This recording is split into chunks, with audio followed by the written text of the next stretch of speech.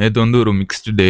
2 trade எடுத்தேன். அதுல ஒரு ட்ரேட் வந்து ஜெயிச்சுச்சு. இன்னொரு ட்ரேட் வந்து லூஸ் ஆயிருச்சு. இது 2மே ஒரே செஷன்ல நடந்தது தான். உங்களுக்கு நியூயார்க் செஷன்ல எடுத்த பிரேக் டவுன காட்டுறேன். யூரோ யூஎஸ்டி மார்க்கெட் வந்து பைல போயிட்டு இருந்துச்சு. இப்போ நான் வந்து ஒரு பை என்ட்ரி வச்சேன். எனக்கு ஒரு கிளீன் செட்டப் வந்துச்சு. $31 ப்ராஃபிட் எடுத்தேன். அதுக்கப்புறம் அதே செஷன்ல வந்து யூஎஸ்டி ஜேபிவிலயும் ஒரு செல் ட்ரேட் கிடைச்ச மாதிரி இருந்துச்சு. நான் செல் ட்ரேட் வச்சேன். ஆனா அது என்ன ஆச்சுன்னா யூஎஸ்ல வந்து மார்க்கெட் டைரக்ஷன் ஷிஃப்ட் ஆகி கண்டிஷன் வந்து மாறிடுச்சு. அதுல வந்து எனக்கு $18 லாஸ்.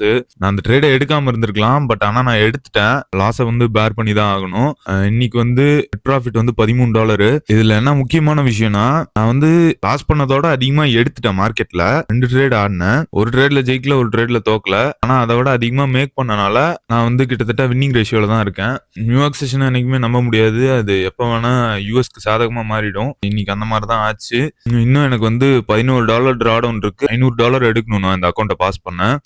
லாட் சைஸ் இன்க்ரீஸ் பண்ணி ஆடலாம்னு இருக்கேன். அப்புறம் மிக்ஸ் டேஸ் அப்ப நீங்க எப்படி ஃபீல் பண்ணுவீங்க அப்படின்றத கமெண்ட்ல சொல்லுங்க. அப்புறம் ட்ரேடிங் ஜேர்னியை தெரிஞ்சுக்க என்ன ஃபாலோ பண்ணிக்கோங்க.